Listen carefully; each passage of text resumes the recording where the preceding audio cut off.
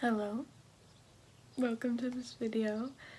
We were talking about my progress on the World Reading Challenge, which, if you don't know, is just a challenge to try and read a book from every single country. You know, expand your horizons, go out, read. Okay, we get it.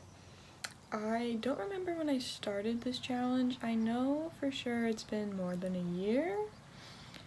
But when did I start keeping track? I don't know. So I'm not sure how these numbers add up to, like, is this good progress? I think so, but I don't know. I have read from 36 different countries, which when I started planning out this video, I thought it was 35, and then I realized, oh, this author is, okay, this author is actually from here. Okay, cool. So it is 36. But of those 36 countries, I have read multiple books from certain places, so the total of books is a lot more than 36. I don't have the exact number, but I know it's more than 100. So 100 plus books in 36 countries. We're gonna talk about it. We're gonna go through every country that I have read from, tell you the book that I have read, or if I've read more than one book, I'm just going to focus on the standout for me, the one that I like the best, or the few that I like the best, because I don't want this video to be super long, because like I said, a lot of countries, a lot of books. So when I go into the books, like, it's not going to be too in-depth, it might be a little vague for some of them, but I think that's okay. If I really am recommending a book, then, you know, I'll be saying it. I'll be like, this one I definitely recommend. And that's another thing. I hope this video serves as maybe giving you some recommendations if you're also doing this challenge, or if you're not and these books just sound interesting. So, is that all I needed to say? I think so. So, we're gonna get into it. So, starting out with Canada, this is a country that I knew I had read from, but I wasn't really sure what was a Canadian book, because a lot of times you can read a book and you're like, yeah, that could be from the US. I don't know, it could be Canadian, you know, and then you're like, oh, that author's Canadian. I didn't know that. You know what I'm saying? So it's like, sometimes you don't know. But the book that I found out, knew was from a Canadian author is Station 11 by Emily St. John Mandel, and I thoroughly enjoyed this book. So this is the one I'm gonna shout out. You've probably heard of it, post-apocalyptic pandemic book, very popular. Other popular authors that are Canadian, Margaret Atwood. So there you go. That's Canada. And then I'm kind of going, like, trying to do like a geography in order thing. So next would be the US, but I'm American. So yeah, I have read American books, but the reason I'm doing this challenge, obviously, is to read non-American books. So I think we can just skip this one, right? I don't think it's that hard to find American books to recommend. So yes, I've read from the US, but we're not going to talk about it. So moving on. Next is Mexico, which I have read 3 books from. I've read Vlad by Carlos Fuentes, I think. Heavens on Earth by Carmen Bujosa, and Pedro Paramo by Juan Rulfo. Now, 2 of these I want to be shouting out. Pedro Paramo being the first one, because that is one of my favorite books of all time. It is a Mexican classic, magical realism, kind of iconic. Can I really explain it? Sort of. Young man goes back to find his father that he's never met, because it was his mother's dying wish. So he goes to this town where his parents were from, but it's a ghost town, and things just, like, descend into, like, illusions and ghosts and gray imagery. Beautiful writing, very short book. Definitely recommend you reading it. And then Heavens on Earth is a more modern book. I'm not sure when that was published, but it doesn't matter. And it has 3 different POVs. One from a 16th century, I think, priest. One from a 20th century woman who is a translator who is translating the works of this priest. And then another POV which is set in like the very, very far future, dystopian, very dystopian sort of thing. And this one was super cool. It was tackling like a lot of different things going on.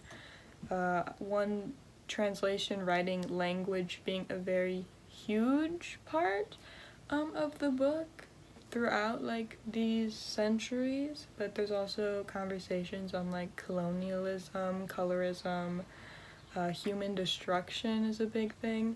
So this one was a really cool read, and definitely would recommend this one. Like the ending is something that I still remember, and I'm like, oh, okay.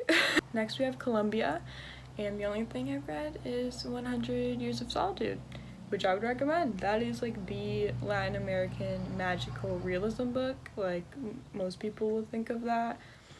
And it was good. I liked it.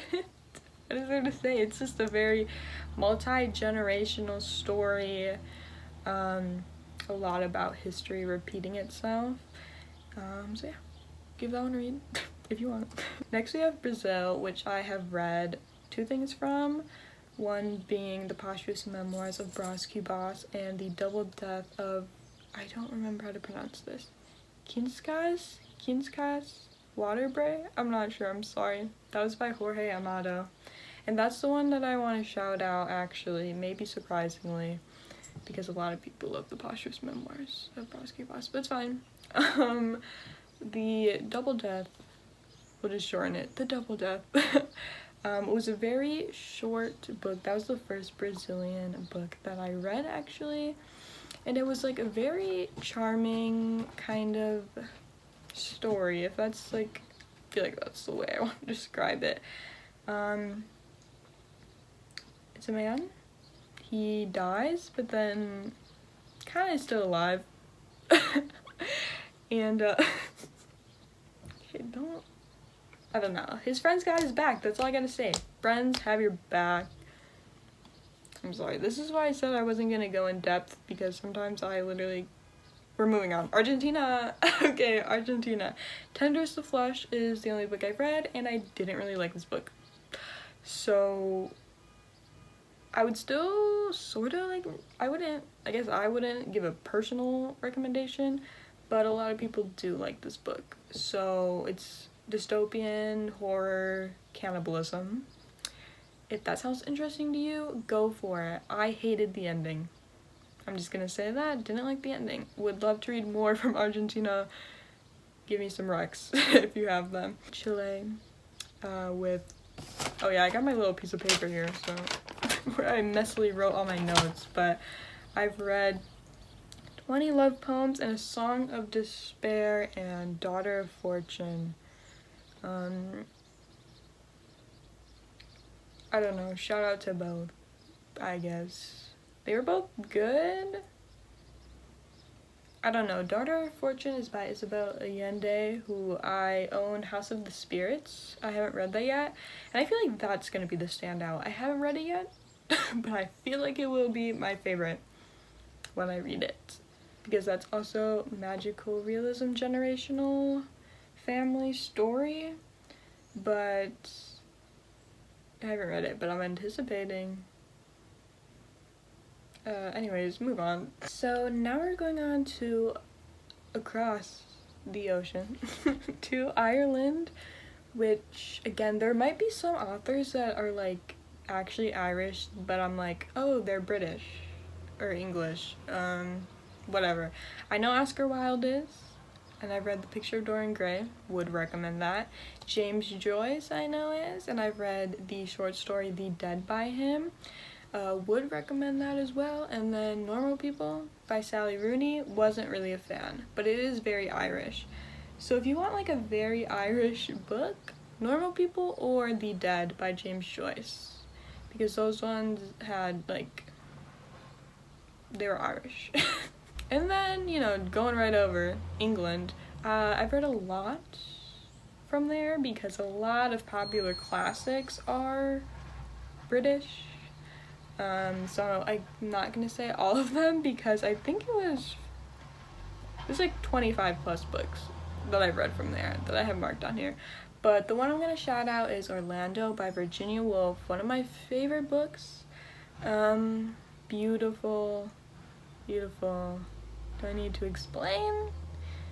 There's a lot going on, but it is a lot about gender, being a writer, an author, a poet, a lot of beautiful writing, talking of nature, solitude. It's also kind of magical realism before magical realism was a genre. So, love that. Next, Spain, Don Quixote. Don Quixote. Honestly, like, the more time that passes after I read this book, the more I'm, like, loving it. I mean, I did love it when I read it. But I'm just like, it's just like a fond memory at this point. It's such a fun book. It is long, but I think it's worth it. And it's funny. And you're just following Don Quixote and Sancho as they go on adventures because they're crazy. They're crazy. If you don't know what this is about, that's all you get. Sweden. I read My Grandmother Asked Me to Tell You She's Sorry by Fredrik Backman. I liked it when I read it. It was a while ago when I read it, so I don't remember much. But I feel like I can recommend Fredrik Backman as an author, just like in general, because so many people love his books. So they're pretty popular though, so I'm guessing you've already heard of them. Sorry I don't have any like underground Swedish books to shout out. Sorry. Next we have Finland with The Summer Book by Tove Jansson, though I've heard it pronounced more like Jansson because she is Finnish, though she speaks Swedish. She's one of the minority numbers of people in Finland who do speak Swedish. Anyways, I don't know. I know she's Tove. And I love The Summer Book so much, so I definitely recommend this. It is also like very Finnish because it is focusing a lot on the what is it, like the Gulf Finnish Gulf. I don't know, they're on an island, so it's talking a lot about the island and like the nature, like Finnish landscape, you know what I'm saying? The Finnish landscape. It's about Sophie, who's like a little girl, and her grandmother, and kind of her dad, but he's like barely in it, but they're living on this island, and they're just having like a time. They're just existing, living, beautiful writing, like just, that's it. It's like really just a vibes kind of book, but it is vibes. It is vibes, so I'd recommend.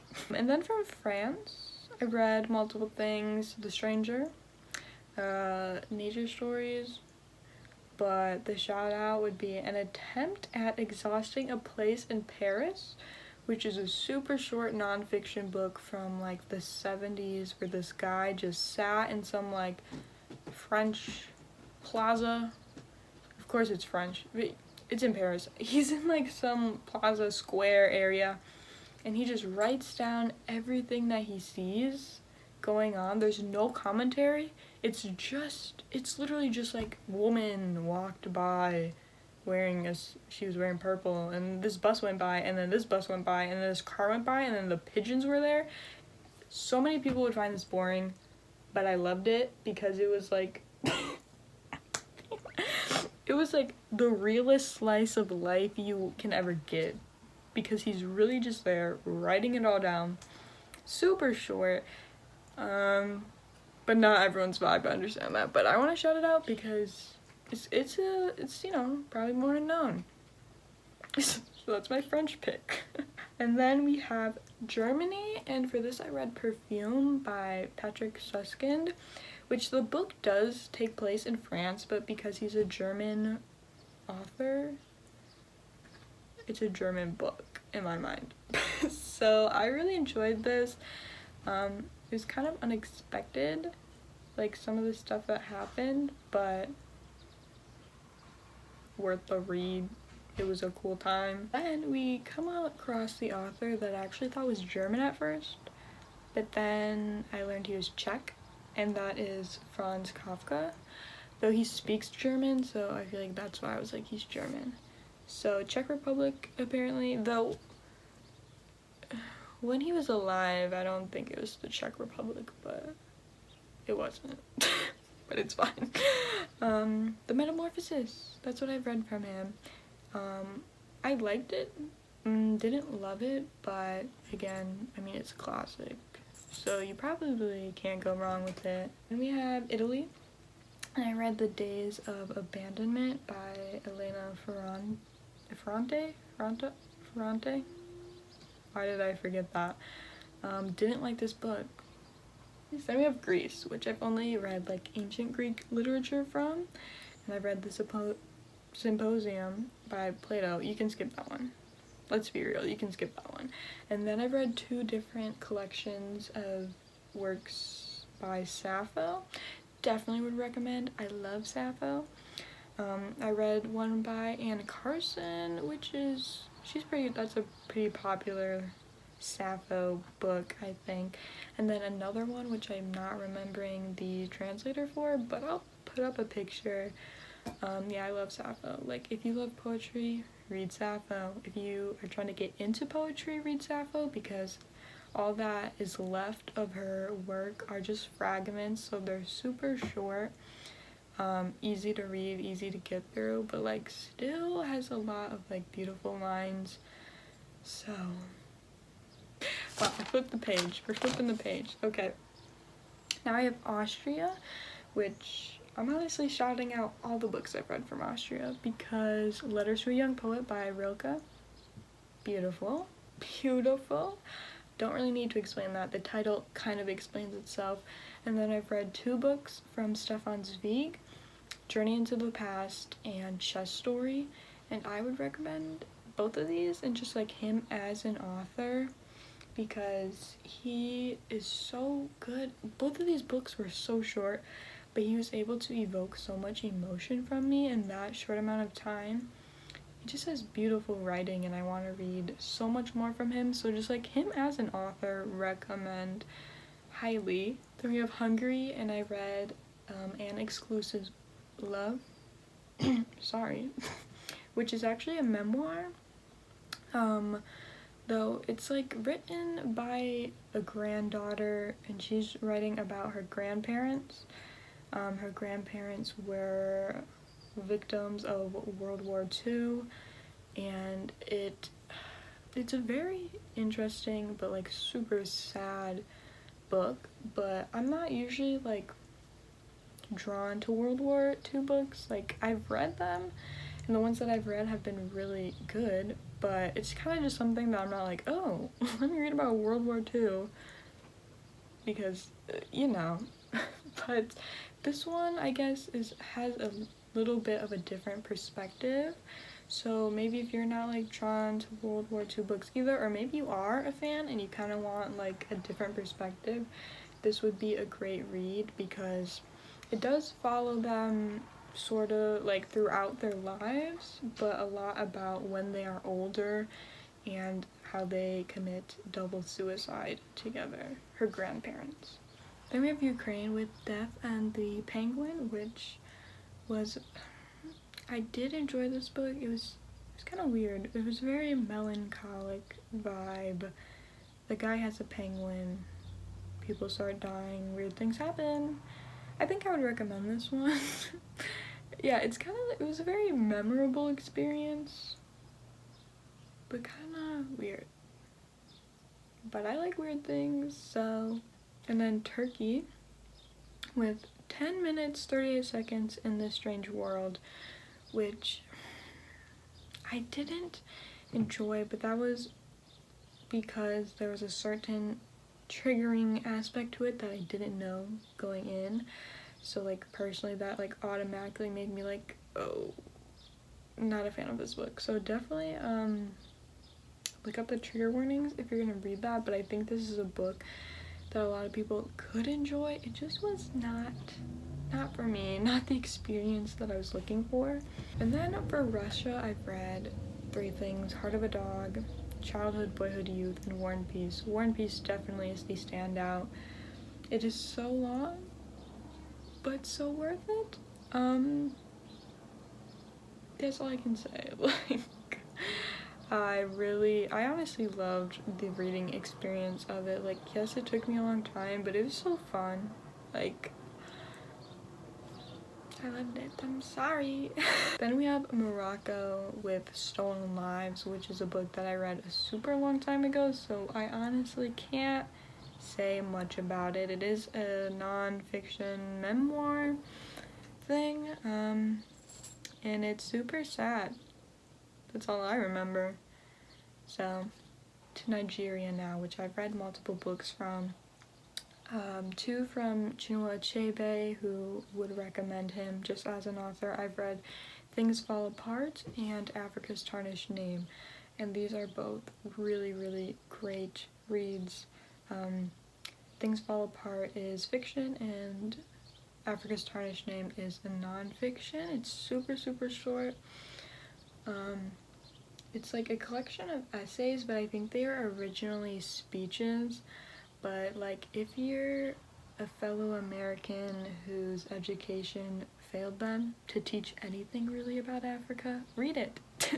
Or European, I don't know what the European education system is like, but I know in America there's honestly just like anything outside of Western civilization, there's not that much taught.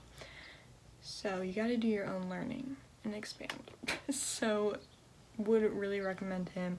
And then I've also read The Palm Wine Drinkard, which is very like folk tale inspired. So if you're into that thing, I would recommend. Like, I enjoyed it. It's a very surreal story, but like it has a vibe, like the folk tale sort of vibe to it. So then we have Sudan, which I read The January Children, which is a poetry collection, and I would recommend. I did like it. Do I remember themes? It's hard to remember a poetry. I liked it. I also own Season of Migration to the North. Haven't read it yet, but if I did, that would count here. We have Rwanda with The Girl Who Smiled Beads, which is a non-fiction book following a girl who, it's like starts during the Rwandan genocide, and then she flees with, I think, her sister, and it's just this whole journey of being an immigrant, a refugee, fleeing, and just really, really tragic experiences are in this book. Separation of family. Would recommend if you're in the place to read that sort of thing, because I mean, you know, it was just, you know what I'm saying. Then we have Zambia with The Old Drift, which is a sort of also like multi-generational story. I can't say I enjoyed like the first part of this book a lot more than the ending, but I would still maybe recommend them because I didn't hate it. It just kind of fell off for me towards the end. But yeah, it follows a lot of different people throughout time. Can I really say much more? No, because there's a lot of people and things going on. And then we have South Africa, and I've read Born a Crime by Trevor Noah, which is his memoir about being born living in South Africa during apartheid. Is that how you say it? I always forget, I'm sorry. Apartheid? I should look it up, huh? I looked it up and it said apartheid. I don't know if I've heard it said like that, but I'm sorry. You know what I mean, maybe. But yeah, really enjoyed that. Would recommend. Trevor Noah's a cool guy, so we're getting closer to the end. I don't know how long this is, but we're getting there. We're getting there. I'm hoping that you're hearing about some books that you want to read. And we've got some more that you might want to read. Because next is Lebanon, and I've read 3 books from Khalil Gibran, but the one that I would shout out the most is The Prophet, which is probably his most popular book. It's about a prophet, and he's just giving wisdom to the people.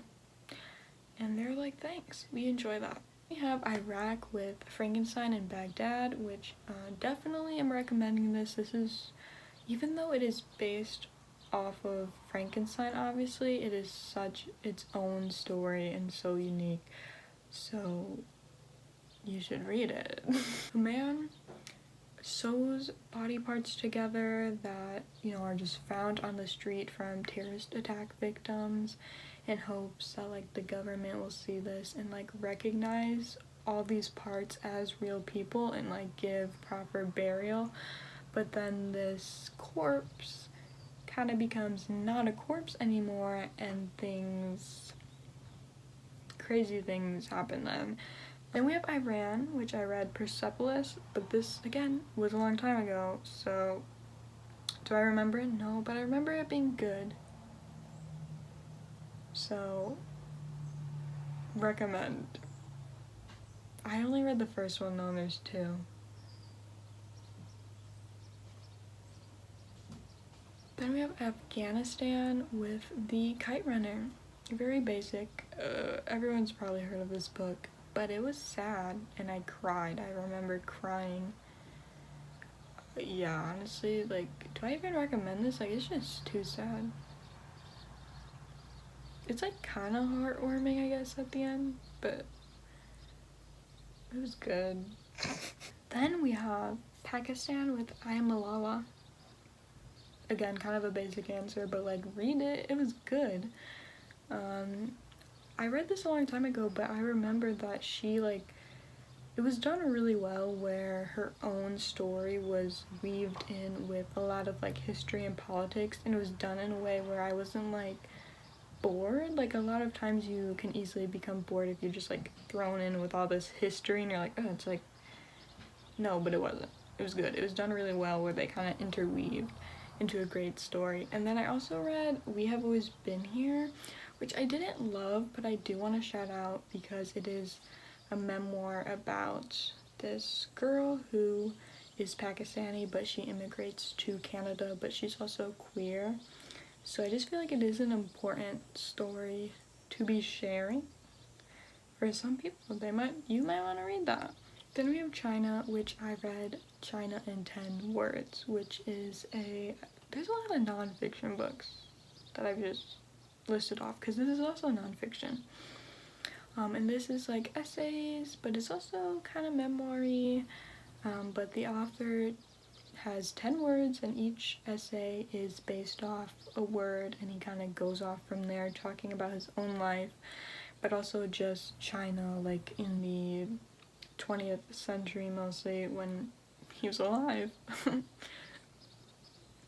But like history, politics, economy, all that sort of stuff. But I thought it was very interesting. I didn't really know much about China in the 20th century, so it was a cool read, and I liked the kind of like inspiration of taking this word and like running with it.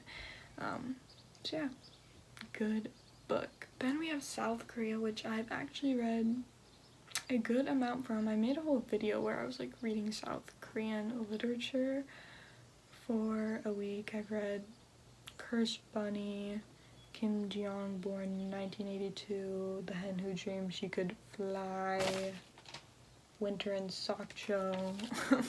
Had to look at my reference. But the one that I would shout out the most is No One Writes Back. The ending of this book just wrapped everything together in such like a beautiful but sad but heartwarming way. What is this about? Sorry. A young man is traveling from motel to motel with his dog.